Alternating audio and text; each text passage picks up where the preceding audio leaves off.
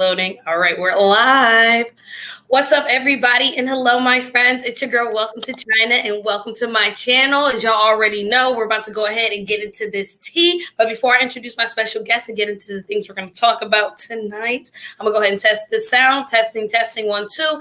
Let's go ahead and get this countdown going. What's up, everybody? And let's go.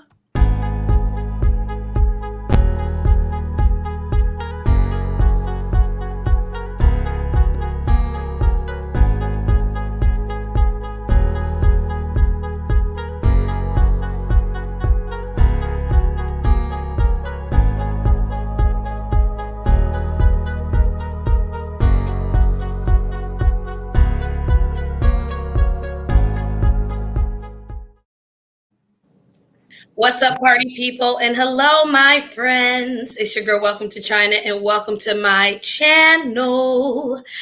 You guys, I have a very, very special guest today. I have another fellow YouTuber, another fellow social media personality. Go ahead and introduce yourself. Hey there, China. Thank you so much for inviting me onto your show. Welcome to China. My name is Kourtney LeB.A.P, and so is my YouTube channel.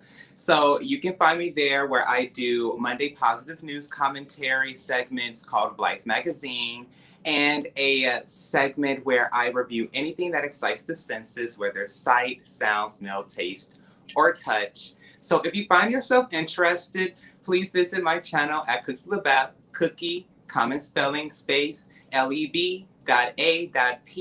And if you like what you see, please subscribe. Make sure y'all subscribe, and I have that in the description right now so y'all can copy and paste. Y'all make sure y'all go type that in and y'all will definitely see him. Now I have to ask, where did you get the idea to do the census? That's a very unique idea and I like that. Where did you get that from?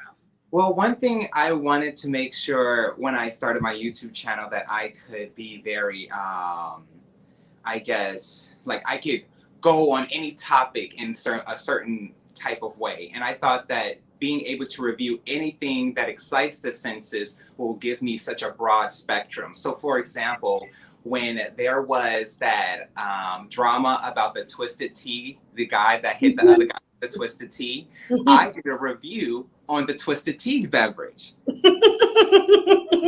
It can help me flow with what's going on and what's trending here and there, and also give me space to do reviews that I want to do personally. So yeah. I love that. I love that. Twisted tea is like so popular to middle-aged men. It don't have enough liquor in it for me. No, but I have to drink a couple of twisted teas. But I absolutely love that. And that's just like such a unique and still like pop culture and trendy way to like still implement the two. So y'all make sure you definitely check him out, okay? And we're going to go ahead and get into some things. But first and foremost, we're going to be talking about Demi Lovato and this Fro-Yo drama. Now, Miss Demi has been doing good, but maybe I think she's talking a little too much. I don't know. So you're going to have to put us hip on that. So we're going to talk about that. Then we're going to be talking about Miss Kourtney Kardashian and Travis Barker. I never would have placed them together. I know, right? That's definitely an interesting couple. I think it's still cute, though, but very interesting. I'm here for it. I think this might actually be the one. Then we got Lil Nas X. We got our boy. Call me what you want. Call me what you need. Yeah. Okay. So he said he'll be on the way. He gonna say that he want to do a collab with Bad Bunny, who is like the Drake of Latin pop. Okay. Yes. I was all over him on SNL. I remember I saw everybody loves the Bad Bunny. Love the Bad Bunny. And then he said he want to also have Rihanna on the remix too. Now we know that's kind of hard. So I don't know what Lil Nas X is reaching for, but we're gonna talk about that as well today. Yeah. Then we're gonna talk about Miss Doja Cat hearing from DJ Ebro, who is an old school Hot 97 DJ. You know, he do all of the different freestyles and all that. He just kind of dissed Sweetie a while ago about her freestyle, but saying that Doja Cat is one of the most versatile rappers, and that reminds me of Nicki Minaj. So we're going to kind of talk about that and see what people are having to say. All right, you ready to get into it? I'm ready to get into it. All right, let's go ahead and get into it, y'all. But first and foremost, the very first thing we're going to talk about is we already know we got breaking news. Derek Chauvin from the George Floyd case has been convicted of what? Guilty. I don't know. I said of what? I said of what? I said convicted. He's convicted of all charges in the death of George Floyd. Yes. Period. So we have been waiting for this. It was very quick. If you guys have not seen my stream yesterday, I did a Black Man versus America stream with my good friend Chris, and we were talking about Black men and, you know, dealing with all these cases that have been going on. I even went through all of the jurors, but then kind of find out the jurors already made their decision. So I'm happy that justice was served in this case. We still got a long way to go, but I'm going to pull this video for the audience. We're going to watch it and then we're going to talk about it. All right, y'all. So let me go ahead and pull my screen. Now, this is going to be just a quick recap video. Everybody knows this is a lot going on. I know this has been heavy on our hearts. I'm excited for everyone to be here. Oops. I'm excited for everyone to be here, celebrate this good news. We're going to talk about some other drama and BS today. I'm going to go ahead and share my screen and we're going to go ahead and talk about this because we got to look at this. Yeah. Count 1. Unintentional second-degree murder, above entitled matter.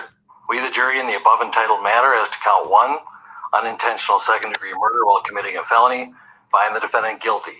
Derek Chauvin has been found guilty in the May 2020 killing of George Floyd, the explosive case that triggered worldwide protests and a re-examination of racism and policing in the U.S. The former Minneapolis police officer has been convicted on all charges. The 12 jurors found him guilty of second-degree unintentional murder, third-degree murder, and second-degree manslaughter. The verdict aired live across multiple networks, including NBC News. Bail is revoked, bond is discharged, and the defendant is remanded to the custody of the Hennepin County Sheriff. The maximum sentence for second-degree unintentional murder is imprisonment of up to 40 years. The maximum sentence for third-degree murder is imprisonment of up to 25 years, and the maximum sentence for second-degree manslaughter is 10 years and/or $20,000. That sounds like life in prison to me. Yeah. Very much so serving me life. Okay, we'll keep going. The jury reached its verdict Tuesday after deliberating about 10 hours over 2 days. The courthouse was surrounded by barriers and razor wire, and thousands of National Guard troops and law enforcement officers were brought in as the city of Minneapolis and the country awaited the verdict. Floyd died last May after Chauvin, a white officer, pinned his knee on or close to the 46-year-old black man's neck for about 9.5 minutes. For more on this story and the latest updates, go to thr.com. For the Hollywood Reporter News, I'm Tiffany Taylor. All right. Well, first thing I want to say is this news is giving me life because they're giving Derek Chauvin life too. Boy, he is lit up. His face up. Oh, by Gangnam Style. I feel like he's out of here. So, feelings on this. How you feel about this? Well, I definitely agree. I don't think there will be any change if we are not holding officers accountable for their actions when it comes to their behavior towards people of color. I know for a fact, even when I saw that video, it definitely left a scar. And I felt if it was just something, another case where they somehow get by, it just wouldn't, it would not help us progress. Every time. It's almost like as if even when it is, it seems like it is going to be like a blatant decision, or it seems like obviously how could you not? It always feels as if it's like it's not that easy. So for justice to be served on something that did seem so, we're not going to expect it. We wanted it. Yeah, we all knew, but definitely, yeah. So, what were your 2020? So my feeling on it was like, I mean, I feel like it's pretty straightforward. And that's why I said, you know, at this point in time, like now we have to let George rest in peace. We're going to continue on. This is still a huge step, but it's still a lot more steps to be made. It's a lot more cases to be gone through. This is one of many. This, of course, we've been dealing with this for a very, very long time. But at this point in time, I feel like now in specific, like we can heal from this. We can breathe from this, move forward. And hopefully continuously we can get these guilty verdicts, and hopefully people will learn from this. Because I feel like it's still a lot of people who did not feel that he would have been considered to be guilty. And then on top of that, you know, they already gave George Floyd's family a $27 million settlement. And they were asking the jurors yesterday or whatever in the interviews, would they, I'm trying to pull it up now. That's what I was trying to look at. They were asking them basically, would these people would that deter their opinion, knowing that they already gave him the settlement, as if it seems as if he's guilty, because they gave the family the settlement as if it seems as if, Minneapolis Police Department in the state of Minneapolis, I mean, it's just, is it? Basically, it's their fault. So they were like, no, we won't have any preconceived opinions about this or whatever. I'm trying to find it. But with that being said, I felt like, hey, this was blatant. This was something that I feel like everyone pretty much should have found him guilty as. So I'm very happy, but I'm very surprised it happened so quickly. Yeah, honestly, it definitely was quick and public. Exactly. We all got to see it from step to step what was going on. Exactly. So for me, I was happy about that. And hey, peace and love to George Floyd, rest his sweet soul. And I hope that we can continue on and get justice for more of our people. I did a whole stream on it yesterday. So make sure y'all check that out. Make sure you guys are hitting that subscribe button. Make sure you guys are checking out his platform as well in the description. Make sure you guys are hitting that subscribe button and thumbs up for me. But let's go ahead and get into this Doja Cat. Yes, Doja Cat. So before I get into all this, the DJ Ebro, while I'm going ahead pulling up my notes, how do you feel about Miss Doja Cat? Overall, when you think of Doja Cat, do you listen to her? What are your opinions on Miss Doja? Honestly, I love her. She's quirky. I mean, she definitely has been in the tabloids for different controversial reasons. But honestly, I definitely think that there was more, like, one thing is I am looking at is the cancel culture kind of behavior. And I never really felt like it was really to help progress artists to do better, but just to be mean to them. I'm not for being mean or putting someone down, and I definitely wasn't for. So you're referring to her drama that she had on the websites, and people were saying that she's canceled. Yes, and I felt like that definitely was like, I understand where the stigma came from, the drama, but it was odd. We admit it was odd. It was odd. Mm-hmm. But yes, with the stigma on it, with the meanness that I felt like a lot of people were going towards her, I just wasn't for it. And honestly, I did love her music. It's very creative and quirky, and I can just vibe out to it. So I honestly thought that the praise was well deserved, especially after the tough patch. And I believe she is a great artist and is very creative as well. Yes. All right. So my opinion is very similar to yours. I was very forgiving. I know I pick and choose my biased opinions on whether I'm forgiving or not. I know I'm one of those. But I think she has all that versatility, and I think she definitely should be in the conversation of in a Nicki Minaj type of field. I know that may be like a big jump, but to me, Cardi B is still not as versatile as Doja Cat. Megan is great. She has her own hood Houston style. She's going to go very far and be one of the greats. I think in just a generation, it's going to be a lot of female great rappers, opposed to last decade, it was only Nicki Minaj. It's going to be Cardi, it's going to be Meg. But Doja Cat, I feel like, is very versatile, but I do feel like she got snubbed during the Grammys. I feel like she definitely should have won something. Say so. That record, whether we want to hear it or not, was still out. That was high. I loved it. That was my summer bop. Okay, you can catch me longboarding last year to that any time of the day. I love Say So. So yeah, exactly. So that was everyone's song. So This article, Doja Cat's rapping skills get top-notch rating from Hot 97's Old Man Ebro. As I said, he's been in forever. Every year he do his little rap reviews. He do his written top 50. Not that I care. But anyway, Doja Cat has become the lightning rod figure to ignite debate in hip hop. While she's been involved in a fair share of controversies, as we said, the Doja Cat has injected a breath of fresh air with her colorful spin on modern rap. As I agree.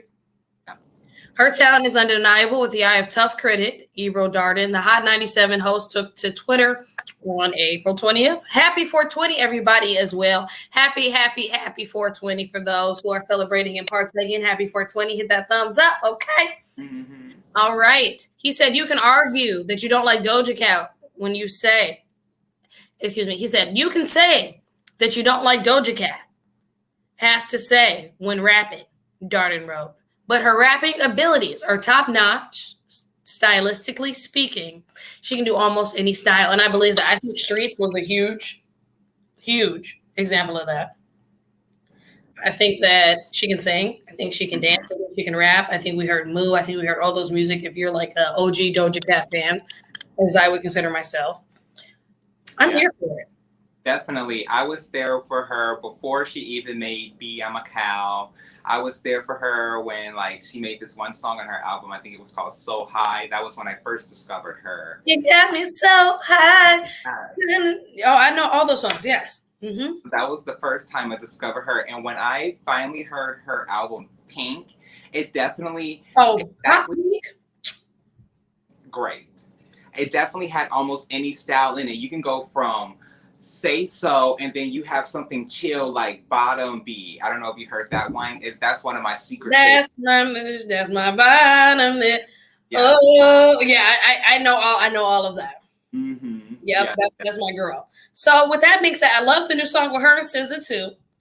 Mm-hmm. I've heard it a couple of times, but I know it's one of those songs that's going to get to me. Probably by tomorrow, I'm going to be like just doing something. It's starting to get stuck in my head. It's starting to, you know, Doja be, she giving us all of that feel. So yeah, I love that song.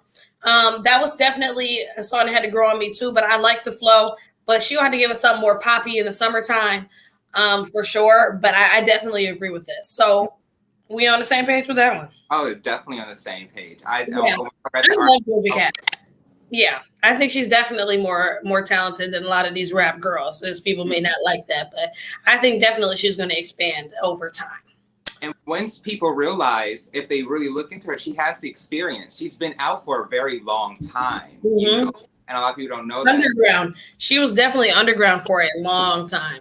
Yes. So before she was recognized. Yep. I see great things for her. Yeah, I do too. I love Doja Cat. I think this year just wasn't the year, but she has so much more longevity. That's fine. This happens to a lot of artists, and they forget about it once they start winning. So I think, you know, this little scandal, I just think it was a snub. I don't even think it has anything to do with the scandal per se. I just think it was a snub for sure, but that's okay. Yeah, just, you know, one thing I've seen from her this year, it's like she's got a lot of strength because she's still going. She's still making singles. She's still going out there performing. And that's what the audience wants to see. They want to see that you are, you know, strong enough for the publicity. I can't say that word, but yes, you know. To go through it. Yeah, she's quirky. She's weird though, for sure. She's odd. She's an oddball, but I love it. I love it. It works. She's cute. I think she's beautiful. I love Doja. All right, so we're on the same page. Let's go ahead and get into Miss Kourtney Kardashian. Yes. So Kourtney Kardashian has been dating Travis Barker. Now, how much do you know about Mr. Travis Barker? Well, I don't know about Travis Barker specifically, but I do know his band a lot, Blink-182. Huge fan. I even listened to the new album. One of my favorite songs is Happy Days from the new album on 2020. So loved it. I do love the band Blink-182. And I am not as keen on the relationship of Travis Barker and Kourtney Kardashian, but I know that when I learned about it, I was like, a perfect couple. I love couples that are like a match made in heaven. Yeah, I definitely feel that. And I never thought that Kourtney would ever get away from Scott Disick, honestly. I always thought they would be like matched together at the hip. Look at this. That's so adorable. But to me, I feel like he's really serving us real man. I like Scott Disick. Scott Disick is cute and all that, but you know, that's her baby's father. But like, this is really serving me like. So, interesting fact about this, and I'm in a precursor. Back in the day when he was dating Paris Hilton, he said in an interview, now he dated Paris Hilton, he got all the girls. Yes. He said that he had a crush on Kim Kardashian at one point. And then he got with Kourtney. I mean, fair, whatever. Kardashians don't care. I don't really care about that. You feel a way about that? Say the question again. Do you feel any type of way about him saying in an interview before that his crush was Kim Kardashian? No, because I like honesty. You know, if your crush was Kim Kardashian, you know, if this is like, it's better to be honest if that's the question that arises than like try to make up a lie or something. You know? And he didn't address this recently, but they found it in the archives. Okay. Oh. they've kind of let it, whatever. Yeah, so especially since it was probably before even the relationship happened, maybe that did give him a bit of attraction to Kourtney because, maybe the similarities and stuff. But also that still requires an attraction from Kourtney as well. So maybe Kourtney liked Travis too, before he even knew. So. They all run in the same circle. Interesting enough to really get into it. So Travis Barker's daughter, she's like 15. She's a hot girl. She's a beautiful blonde girl. I'll pull her up later. Her name's Alabama. Now, she's best friends with Jody Woods, who is Jordan Woods' little sister. Oh. So they all run in the same circle in Calabasas. They've always been LA, Beverly Hills people like the Kardashians, Travis Barker's family, his ex-wife, the daughter, all of them. Mm-hmm. So, even though he's rock grunge, whatever, they have still lived out there. So I'm sure they have crossed paths. I'm sure they have been around. So something that I did want to pull for everybody, as I told you, is we're going to go ahead and look at the timeline because I don't know anything about this. Right. Yeah, definitely. It's new to me, but it's definitely exciting to me. Yeah, I like this for her. So Kourtney Kardashian, Travis Barker, a complete relationship timeline. All right. Since Kourtney and Travis Barker have only been public with their relationship for a few months, they are already our favorite celebrity couple. So everybody's on the same page, it looks like, according to Glamour, okay? Yeah, definitely. That's why that's why it's so new to me, because it's something that they probably built up in behind the scenes and then boom, went public. Yep. They say with raunchy declarations of love, which is very true, and full-on chest tattoos, they're not boring. I know she over there with her ripped leather leggings on, kissing on them. Yeah. So it says the Blink-182 drummer told US Weekly his crush on Kourtney's sister, Kim, so this is 2015, whom he met when he was dating Paris Hilton years prior. How could you not stare at Kim? He said all the time. Mind you, I enjoyed hanging out with Paris, but I love curvy girls. Kim was eye candy. I was no way disrespectful to Paris, but I couldn't keep my eyes off of Kim. Wow, he's very honest. This is 2015. Okay. Yeah. He even claims Kim came to him for advice when she approached Ryan Seacrest with the original idea of keeping up with the Kardashians. So, Kim Kardashian used to be Paris Hilton's personal assistant. I did remember a time where they used to be in the same circle together. Yeah. That was her assistant before. So when Kim became Kim, so they said she even asked Travis for advice about, should she get picked up with Ryan Seacrest on the show. Oh, wow. That's very interesting. So yeah, he even claims, it says he even claims Kim came to him for advice when she was approached by Ryan Seacrest with the original idea for keeping up with the Kardashians. Keep in mind, now this is the end of the final season. Yes. I think my family is interesting and it could be something. He recalled Kim saying, I gave her the best advice I could. Now, 2015 to 2020. In February 2020, Kourtney and Travis sparked dating rumors when they were spotted grabbing dinner in Malibu again. They run in the same circle, same group. Though it has been reported the two have been friends for years. Okay, fair. It's worth noting that they both live in the same gated community in Calabasas. Ah, okay. They both have kids. They both, I'm sure she's probably a little hip, It's worth noting they both live in the same gated community in California. The drummer even appeared on Keeping Up with Kardashians and Cocktails with Khloe. So he's a family friend. Yes, he was definitely the guy next door. He probably said they was all fine too. Yeah. They can't hang out with the Kardashians. Mm-hmm. So yeah, it's definitely giving me like the guy next door vibe. Yeah. Like, he was the guy in the mansion right next to theirs, definitely. Exactly. The mansion. So now, emphasis on the mansion. January 2021, fans start speculating after Travis left a rose emoji in the comments of one of Kourtney's mirror selfies, dropped a mermaid emoji in another pic, and it commented, "You're so cool" on another.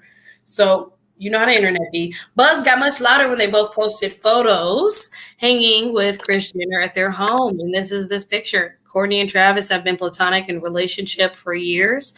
They've been family friends, as we said, for a long time. Yeah. This is when fun truly starts, February 2021. So Valentine's Day. Have we seen this? Yes. It's very pretty. Yes, I love the tattoos. Yeah, so they had him on Drew. Travis moved on from emojis to gushing about his girlfriend on the Drew Barrymore show. Let's look at this. Mm-hmm. It's probably going to be a little I wanted to kick it off by acknowledging someone I found out was a childhood idol. We have a picture.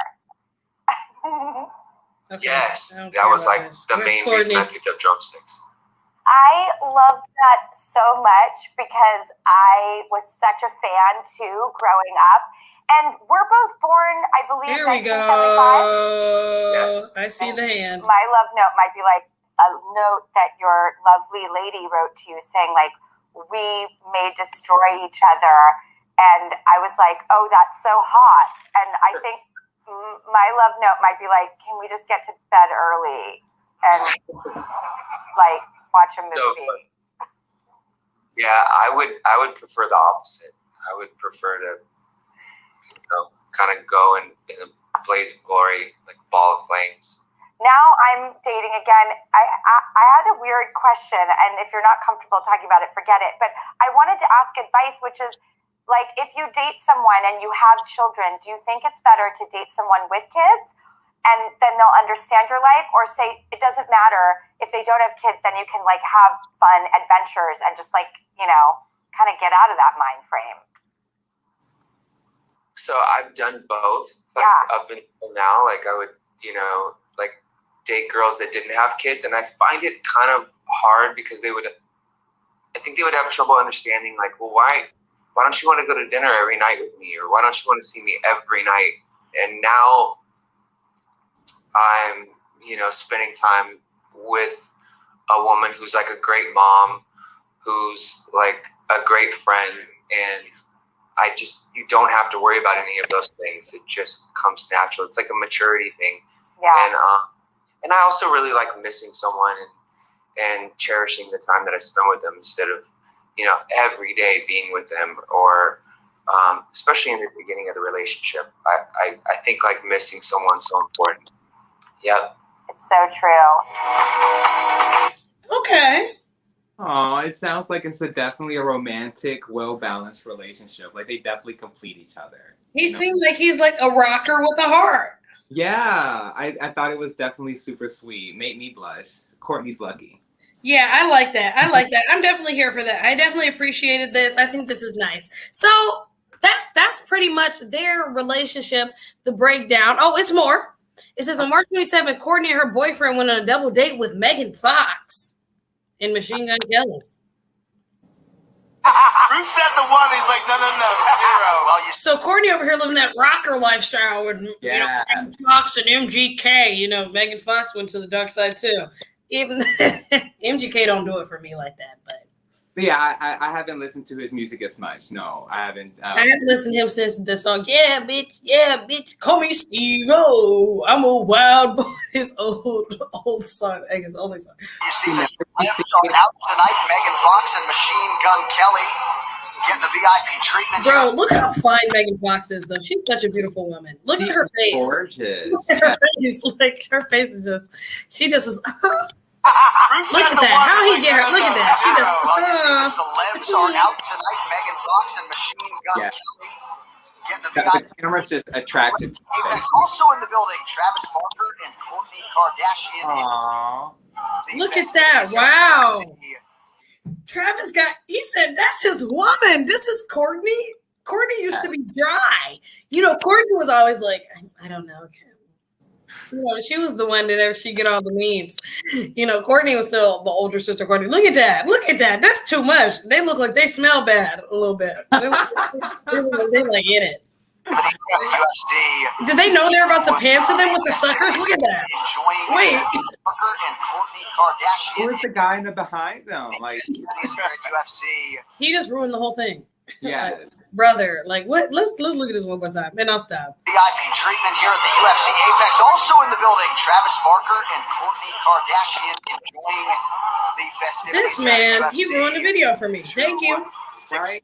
Who said the one? Hilarious. We're trying to enjoy this. I know he over here being weird. So they're out and about. They're still going. April 2021, early that month, the pair took a trip to the mountains. Shared the photo as a pair. We got more. On the next day, Travis shared a photo of himself drumming with the caption, "All day I dream about sex with you." Oh, wow. Yeah. Now, this is the one for her 42nd birthday. "All day I dream about sex with you," he says. With many fans, he has deduced our lyrics from Korn in the song IDIDAS. Still, with it's worth noting, he tagged Kourtney. Was she in the photo? No. Was she the photographer? Also no. But they said, so yeah, things are heating up. Now, this is from his birthday.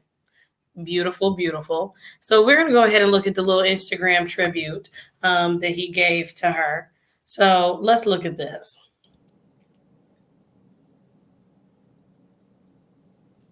I think Did he get a chest tattoo of Kourtney? He did. He got a chest tattoo. Oh, wow. That's what they're talking about. Let me stop all these damn When ads. was that? Was that this year too? April 9th. Oh man, that was yeah. Oh, right there, Kourtney. Oh my goodness. Oh, he has so many tattoos, I couldn't see it. Yeah. Okay. Wow. It's great penmanship. Definitely great. Together. They are with it for real. Mm-hmm. Wow, he's really tatted up. So yeah, oh my goodness, he got her out and about. Oh my goodness, Kourtney out here open.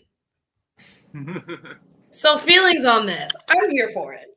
I'm here for it too. It looks like they're living their life. They have definitely a very ecstatic relationship, and I'm pretty sure it's very exciting and fun as well as loving. And I also thought that the floral arrangement was super gorge. I'm gonna have to pull that one more time because I feel like this was just such a beautiful tribute to her. And, you know, it's a lot of pretty floral arrangements, but I just still feel like, you know, that was really where the love is at. I can't find it, but we'll leave them. We'll leave the couple be. All right. Ready for our next topic? Oh, you know I am. Yeah. All right. So we're going to go ahead and talk about Lil Nas X. So Lil Nas Ecstasy then came out. Mm-hmm. And he said he wants to do what? Now put us into this. Now you got to put us in. He said he want to collab with Rihanna on a remix and Bad Bunny.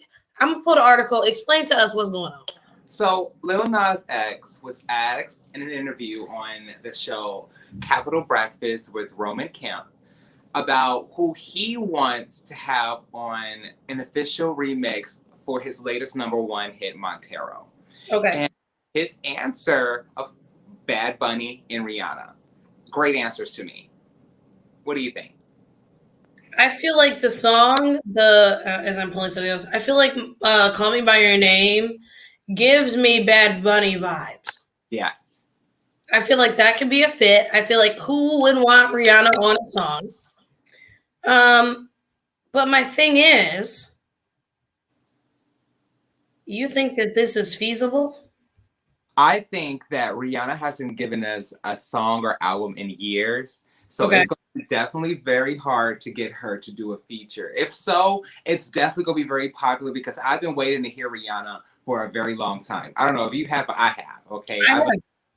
So if he does get Rihanna, I am for it. I'm excited. But I think that it's more likely, like a possibility, that a duo with Bad Bunny would be something. I feel like Bad Bunny could be feasible. I feel that. Go ahead. Now, what I think is a better choice than Bad Bunny, Rihanna, both of them great. Yeah, because it has to be a better choice. And I feel like it will be a remix. Yes. But what do you think about Megan Thee Stallion and Lil Nas X? I like that. I could see a Megan Thee Stallion. I could see a rap girl on there for sure. It would have to be like a Meg. He already did Cardi. I could see like a Cardi. You know, the flows are gonna it's gonna be a rap. It's gonna be a rap flow on a, you know, kind of like singing kind of rap, you know, kind of futuristic flow. But I can feel a Meg Thee Stallion. I feel like that would be good. But I feel like would Megan do it with all the Satan stuff? Would Megan, you know, get into that other pool, the other side of it? I don't see. That's the thing. That's one thing I was thinking about too. And I think she might be hesitant, yes, but also know that she, to me, seems to be a very open-minded individual, and I think that she might can look past it just to go for the face value, the art of it, and honestly the greatness of the song. Now there's also a little bit more tea on that that I don't know if you heard about, but Rihanna, before the song was even lit out, the Montero song, I heard a snippet of it, and she responded to Lil Nas X, giving him props about how good that snippet of the song was. So Rihanna approves of the song, but I don't know. She was feeling. I've lost hope that she gonna really come out for real without her own stuff. I don't think it would be on a remix per se, but I feel like that would still give him hope. I feel like we can take the props, and if I was Lil Nas X, I would take that as making me feel good. I would put that in on my list of accomplishments that Rihanna acknowledged the snippet, you know, and was feeling my snippet. But you know, a Bad Bunny maybe, but still Bad Bunny, you know, he's still really a Latin artist for real. So you know, I don't know how they would pull, but I think they can get one of the American girls for sure. Definitely, yes. Definitely, maybe a Megan or Cardi doing another remix of Cardi B would definitely be a great hit. And Montero does have a bit of like a Latin vibe. Maybe I can see him though in it a bit, you know. But he does. That's very true. It does have that. It does have that feel. I just wonder how in touch Bad Bunny is with all of the. You know, he does all of our shows because the American girls and guys love him. But you know, I don't know. I'm excited to see. He's gonna have to do the remix fairly soon, though. Right. Before this guy's down, like this is gonna have to be like, you know, fairly soon. So yeah.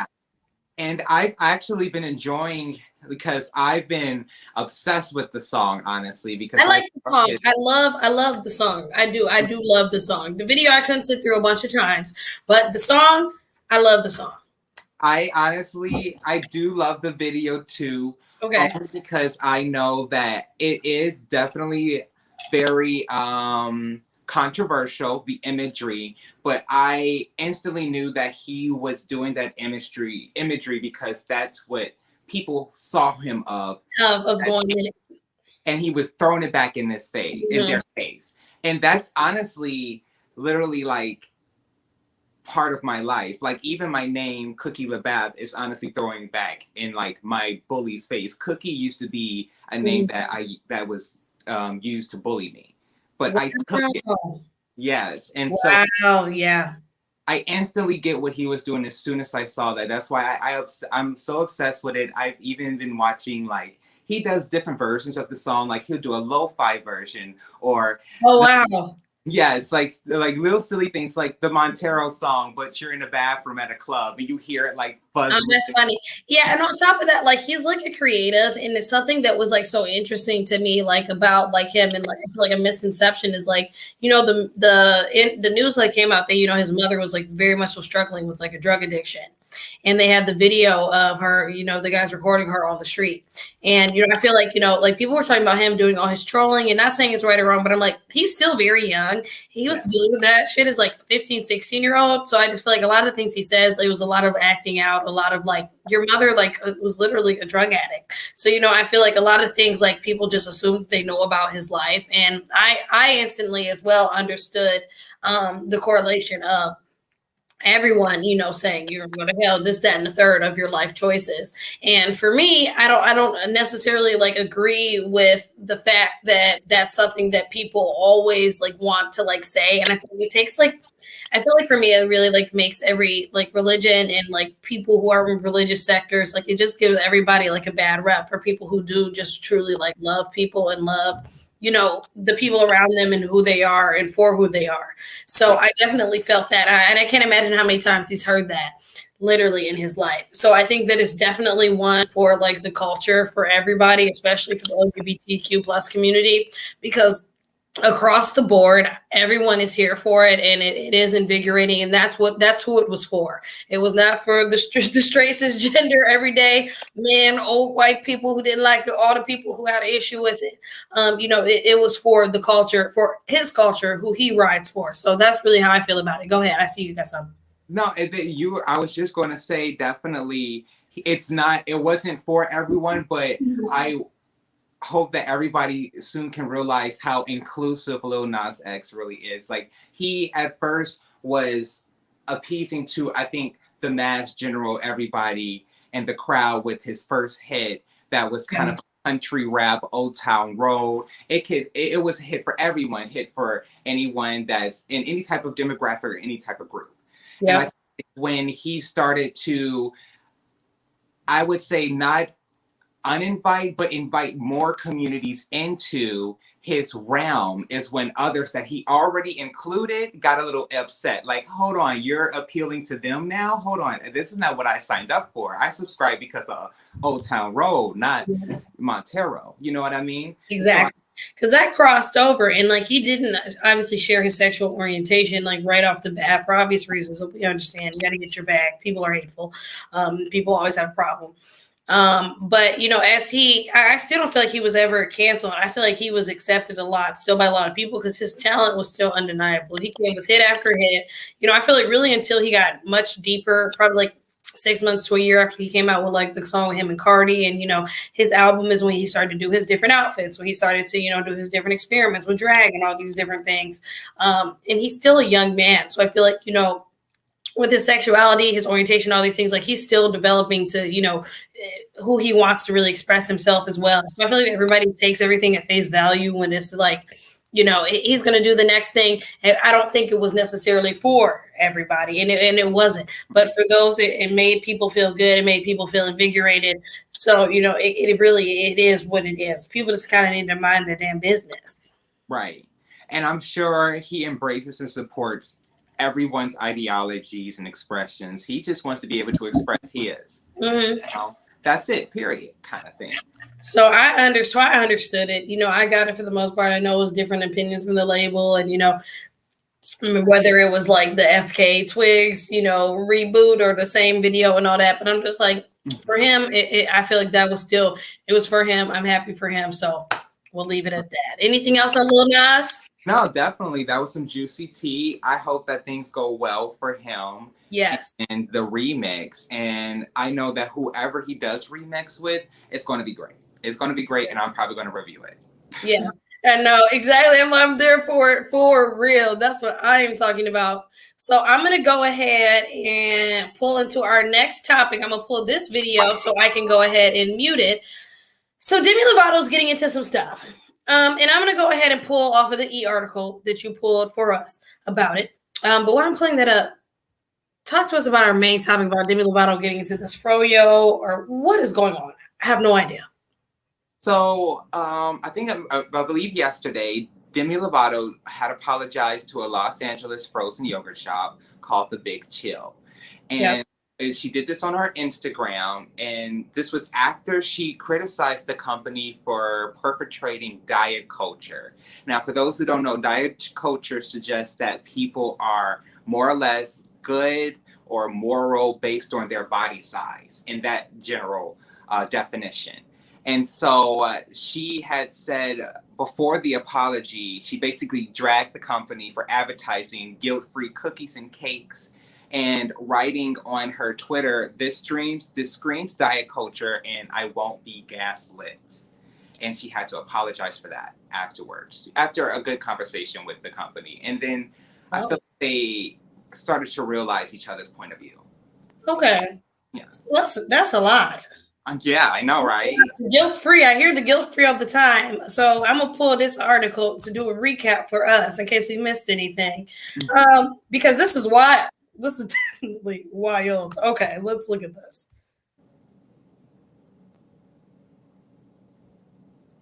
On the Demi Lovato frozen yogurt controversy. It all started when the superstar singer criticized one Los Angeles yogurt shop, The Big Chill, for allegedly perpetuating diet culture with its messaging.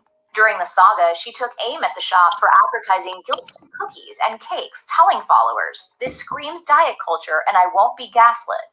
Demi also posted screenshots of her alleged Instagram DMs with The Big Chill, in which the shop appeared to claim, "We are not diet vultures." We are not diet vultures. We cater to all of our customers needs the past 36 years. We're sorry you found this offensive. It's not just that. Your service was terrible, so rude. The whole experience was triggering and awful. You can carry things for other people while also caring for another percentage of your customers who struggle daily just to stay put in your store. I feel like Demi's still struggling, honestly, with her past, ED and things like that. So I feel like that triggered her seeing that. Yes, which is fair. We react. I have bad anxiety. I suffer from my own things. So we react with our own, mental health sometimes in the wrong way. But that's what that's feeling to me. How you feel? Well, yeah, I was definitely agree with you. I feel like, it's still very important for people to be able to speak up when they believe that they are being coerced or directed to something they feel uncomfortable with or they don't want to do. But I can see where there could have been a misunderstanding, and it was really more of what I believe a reaction towards their marketing style. You know what I mean? How they wanted to market things. Yeah. And I think they were just trying to get with the times, guilt-free ice cream, just something that would grab more people in who want to eat healthy, but also still have something that's sweet or delicious or decadent. Or not feel bad, because I thought, but to me, isn't that the definition of guilt-free? Yeah. Fro-Yo would be considered guilt-free, correct? Mm-hmm. So yeah, okay, all right. So we'll keep it moving. Yeah, definitely. So I understand where Demi's coming from, but I feel like maybe it was a little just but we understand. But we could have just been triggering, not to be cliche. And also, she said the service was terrible, people were rude, so she might have just had a shitty experience in general. Right. Yeah. So let's keep it. We cater to all of our customers' needs for the past 36 years. We are sorry you found this offensive. Lovato, who has been vocal about her experience with eating disorders, wrote back, "The whole experience was triggering and awful." The response from social media was divided, with many users noting that sugar-free and gluten-free offerings can be inclusive to those with various dietary restrictions.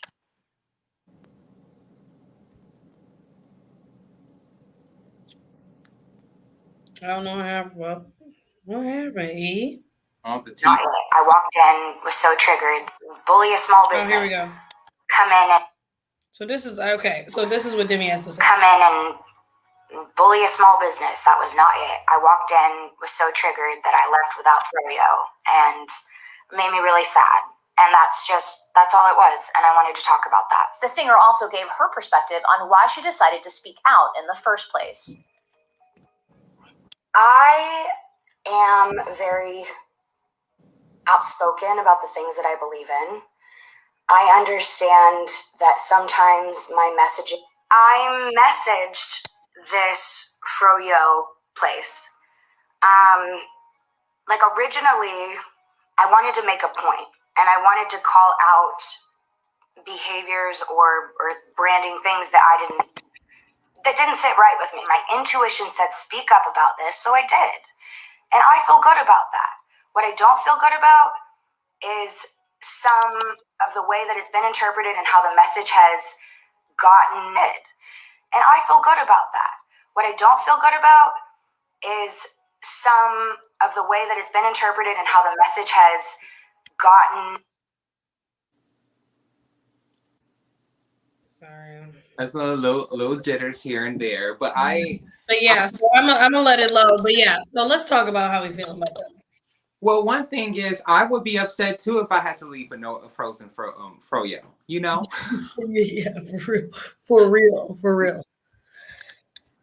So mine also wanted to say, mind my light. I need to get a better light with a bigger battery. It did shut off on me, but you still get a little bit. Oh no, I can see. No, I can see. We're on our last story, so we're not doing that. It's getting loud. It all started when the superstar. That means we getting towards the end. Go ahead. I'm sorry.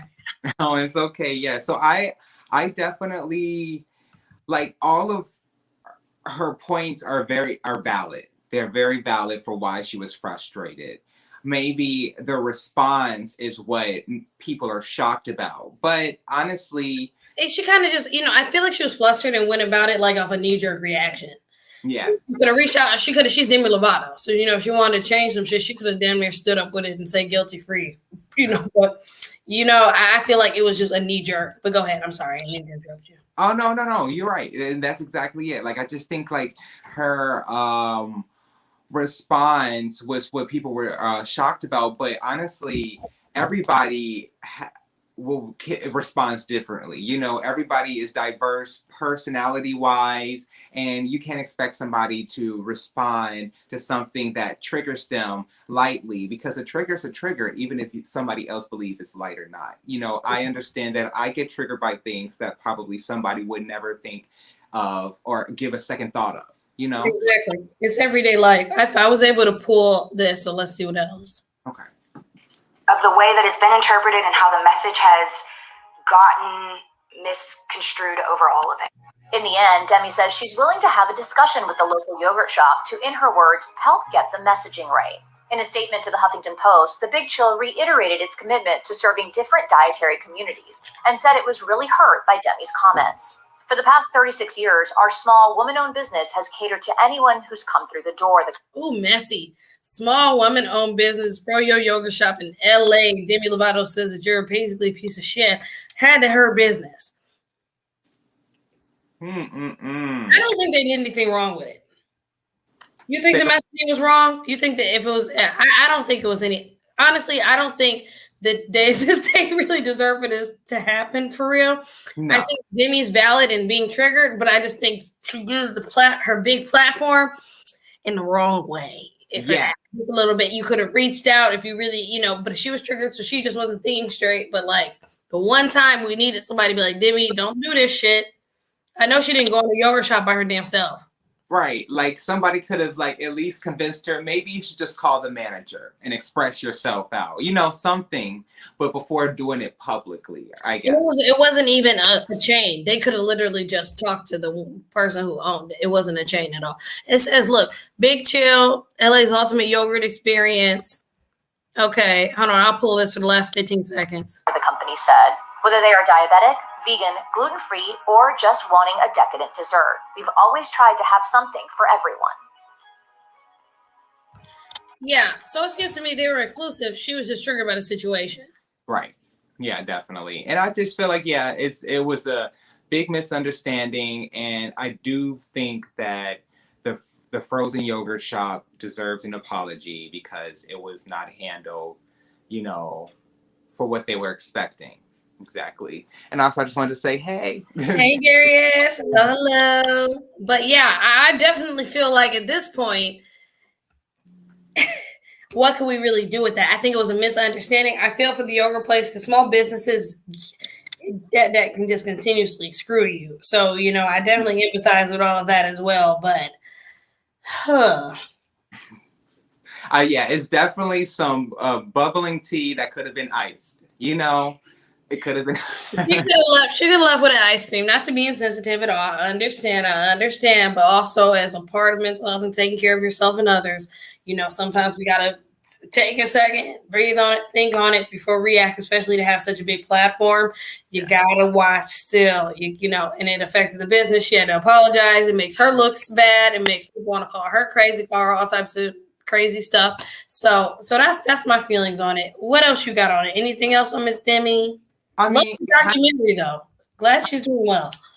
Yeah, I'm glad she's doing well. Definitely glad that she's doing well and that she has a good circle of support around her. This kind of reminds me, I don't know if you remember the little bit of a drama that Lizzo had with Postmates when she never got her meal and she dragged them for it. And so Postmate had to go on there and say, well, we tried to call back and we never got anybody, so we left. It was just a misunderstanding in how they do things in a procedure.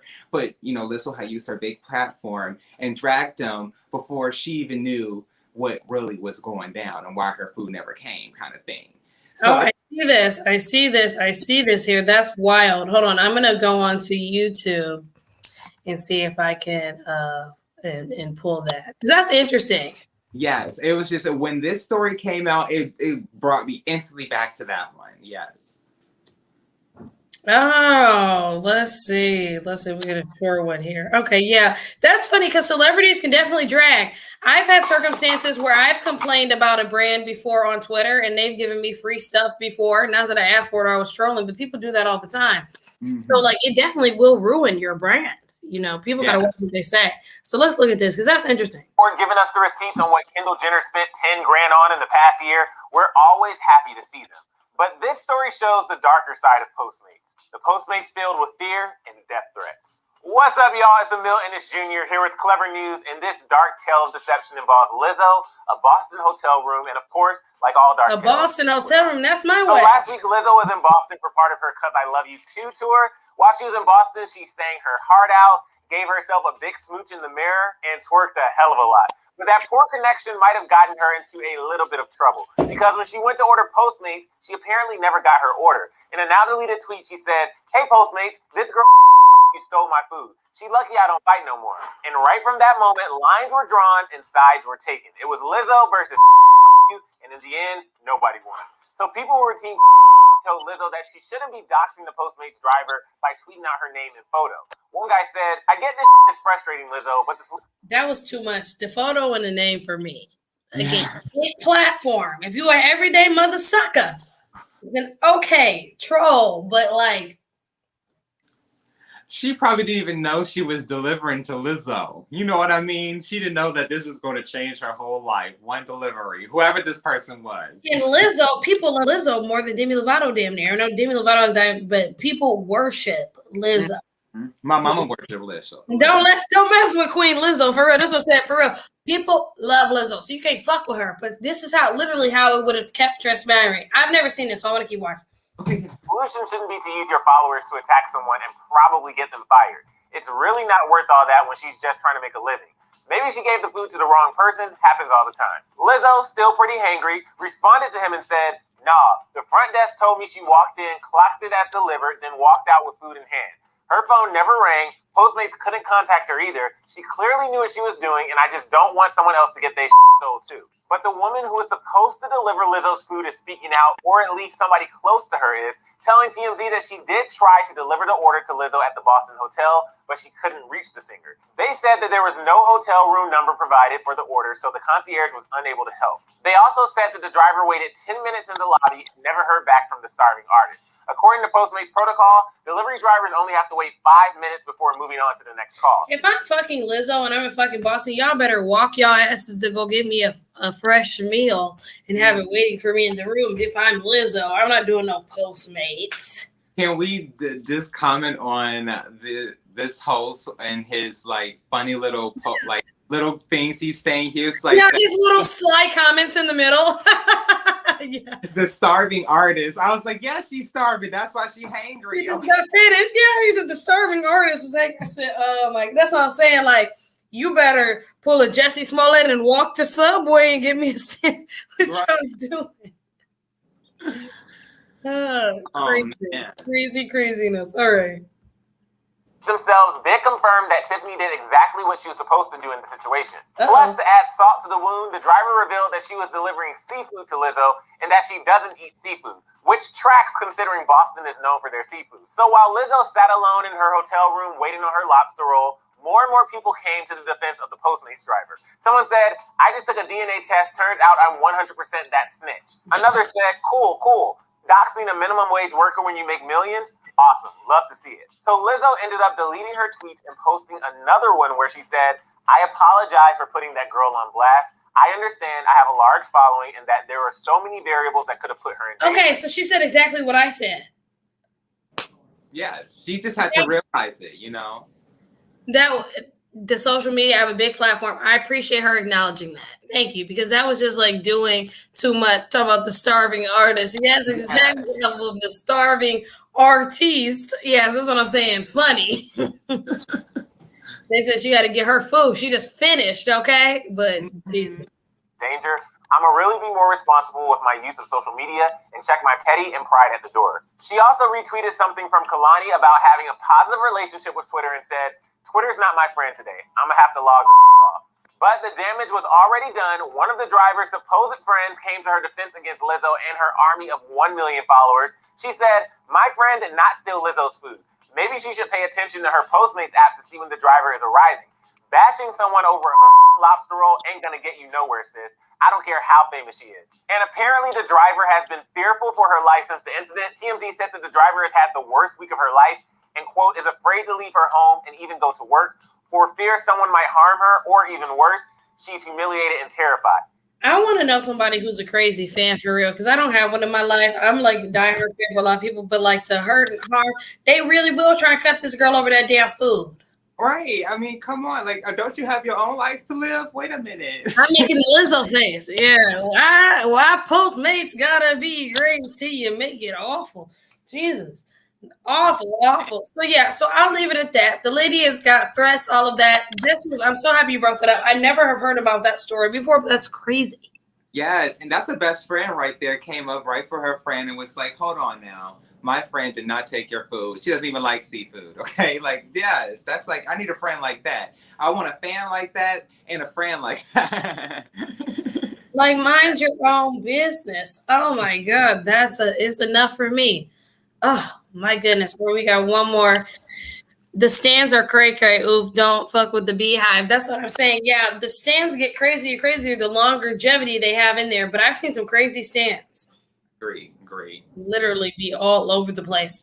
All right, so this is Tuesday Tea. We've been an hour. It's getting late. But before we go any further, Cookie, tell us where to find you. One last time. I'm going to go ahead and pull and tag your socials up here and tell us where you at. Reiterate what you told the audience before, because this has been such a great talk, okay? Thank you so much. And again, thank you for bringing me to Tuesday Tea. You can find us. Yes, thank you. And I really would love to come back on again. This has been. I would love to have you. No, we can start doing Tuesday Tea. Don't play with me. We'll talk about it.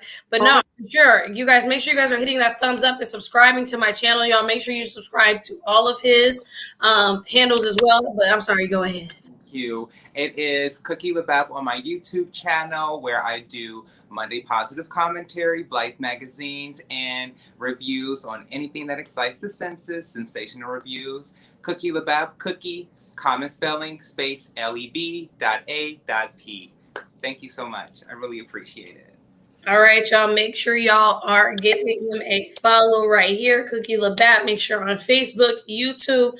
Make sure you guys are checking him and his platform out. As he said, positive things touching our mind, body, and soul. Our touch, senses of smell, hearing, touch. I'm missing like a couple of them. We got a couple going on. But make sure you guys check out Cookie and his handles as well. I appreciate you so much for being here.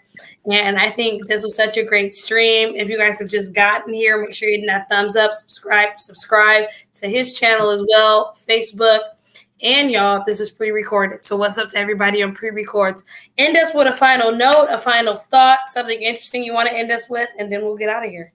Honestly, nothing at the moment, but I just want to make sure that everybody who's watching and also is subscribing to you, because you inspire me as other people too. So thank you so much. No, I appreciate that. I really appreciate that. Make sure you guys follow me on Facebook. Make sure you guys give me all the love you can. That in itself really means a lot to me, honestly, because doing YouTube is a grind. Everybody knows that this is a grind. So make sure y'all hit that thumbs up for us. And let's get out of here.